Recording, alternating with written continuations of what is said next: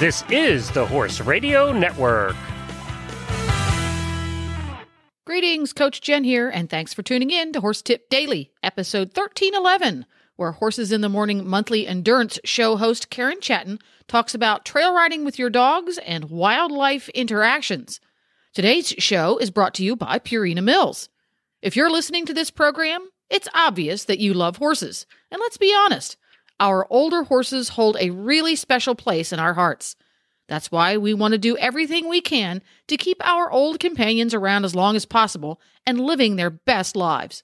Well, your friends at Purina get this. That's why they've developed Purina Equine Senior Horse Feed with Active Age, a proprietary prebiotic proven through years of research to support a horse's aging immune system. Because when it comes to our horses, greatness never ages. You can learn more by visiting purinamills.com/activeage, and that's spelled ACTIVAGE.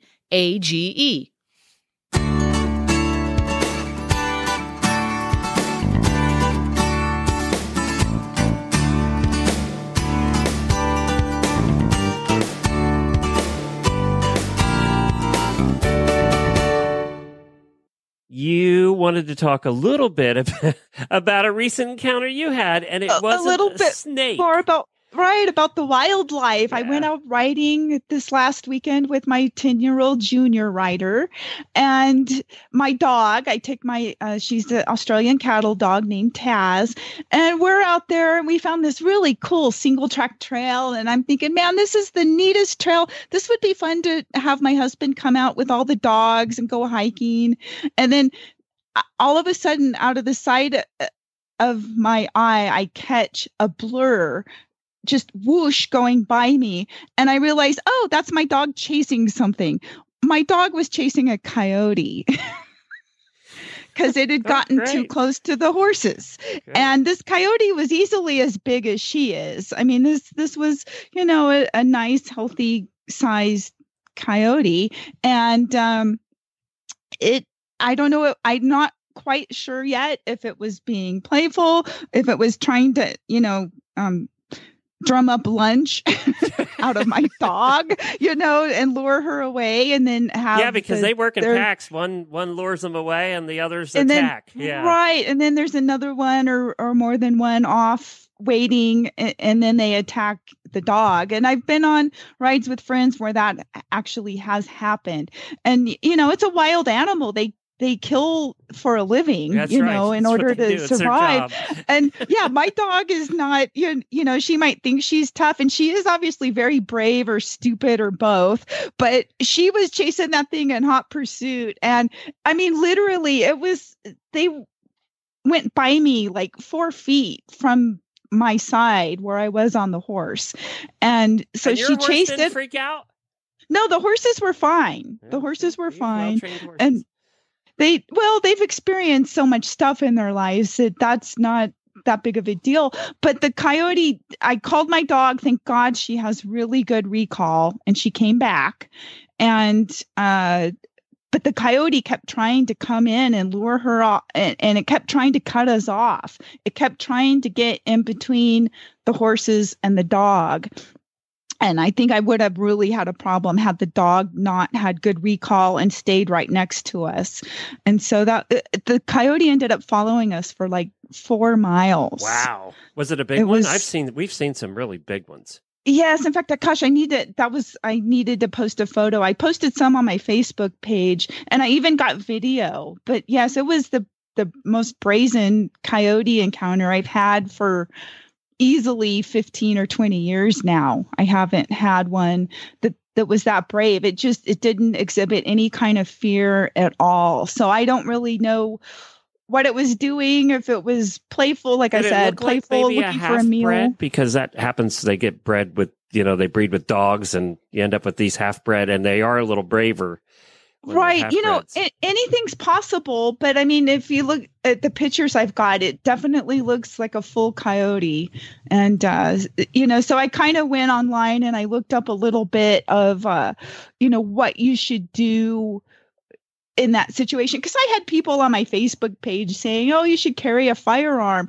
And I'm thinking, oh yeah, that's real brilliant. Then I can get me and the junior dumped off. The horses will run home without us. My dog will run in fear because she's afraid of gunshots. And then the coyote can do whatever it wants. I mean, I'm like, there's no way I'm on the back of a horse that I'm going to be able to shoot a moving target that my dog is chasing. Even the mounted shooter guys are shooting at a stationary target. So I know, exactly. You know, that you're not worrying about shooting your own dog because it's, you know, chasing the thing that, I mean, you know, it's sort of like, yeah, no, we got to be realistic here because, well, first of all, my dog doesn't like gunshots. And so, you know, I wanted the dog to stay close.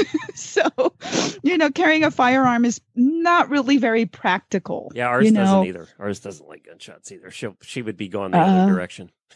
Right. And that's kind of the opposite of what, I mean, I can understand, you know, if you want to fire a warning shot or something like that, or if you don't have a dog with you, then a warning shot or whatever might be a little, you know, more something that you would actually do. But in this case, you know, I've got a 10-year-old kid, you know, I didn't really, you know, the horses aren't used to you shooting off of them. I mean, you're going to end up, you know, with somebody getting in trouble out there. And as it was, the dog, she seemed to think she had everything under control. She, you know, what are you supposed to do?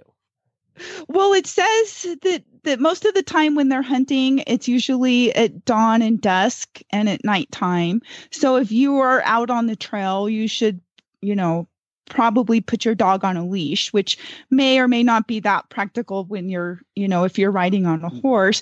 So in that case, you need to have a dog that will stay like within sight and has excellent recall. And so that's an important thing to work on is the recall, because I'm sure if my dog didn't have good recall, she would have been lunch, you know? So that's an important thing to practice. Our greyhound would have been lunch.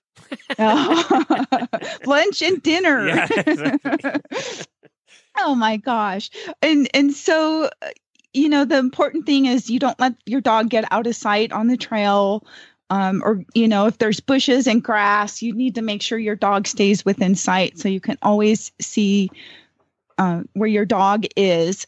And basically, it's kind of almost like the same thing with, you know, probably any kind of wild animal. You're supposed to make yourself look big as you can, shout at it. You can pick up sticks and rocks, throw it at the coyote, and just, you know, you need to be really careful, especially if there's more than one of them, you know, because when they get together in a pack, that's when they're hunting larger game.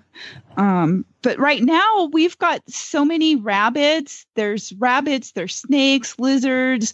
I'm sure there's mice all over out there. Like when we ride, we'll do a ride in 2 hours, we see 20 rabbits. And so there's plenty of food for them.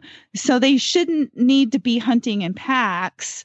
But when they are in packs, I mean, that'll make your hair stand on end when you encounter a pack of coyotes, especially if they're kind of circling around you, you know, that'll make you a little bit nervous. But you can carry mace, bear spray, whistles, air horns, stuff like that to try to help scare the coyote off.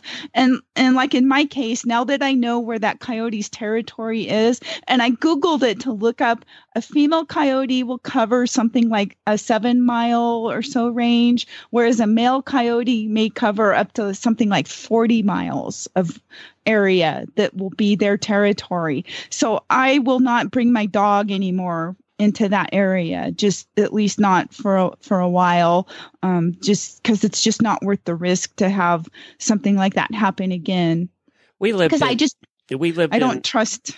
Yeah, I want to say we lived in we lived in Kentucky when we lived in Lexington. We lived in a neighborhood right outside of town, suburban neighborhood, a whole bunch of, cookie cutter houses.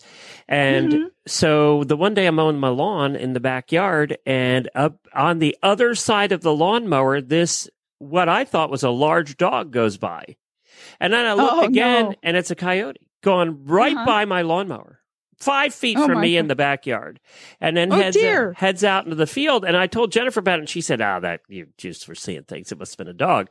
So then we're out a couple days later, walking around the block, just taking our dog for a walk around the block. And a couple of the neighbors are pointing at something in the one field. And sure enough, there's the same very large coyote. And we think it was one of those, they must have a name, the ones that are crossbreeding with a dog. Right. Because it looked like dog coyote, but it was, like you said, very brave. And then, like 2 days later, I am walking our dog again around the block, and not 5 feet from me in the middle of the street, kind of following us down the middle of the street, is the same coyote. And I got pictures of it right there, right 10 feet from us. Well, that about wraps it up. You can find links to today's guests as well as lots more tips at horsetipdaily.com. Make sure to have all of your favorite Horse Radio Network shows with you wherever you go by downloading the free Horse Radio Network app for your iPhone or your Android. Just go to your app store and search Horse Radio Network. You can also listen on iTunes or on your favorite podcatcher. Thanks again to our sponsor, Purina Mills. Go to purinamills.com/activeage to learn more. And again, that's spelled ACTIVAGE. This is Coach Jen, and I will be back again soon with another tip. So until then, go ride your horse. The Horse Radio Network and the Horse Radio Network hosts are not responsible for statements made by guests on the Horse Tip Daily. Please use your own judgment when listening to the tips on this show.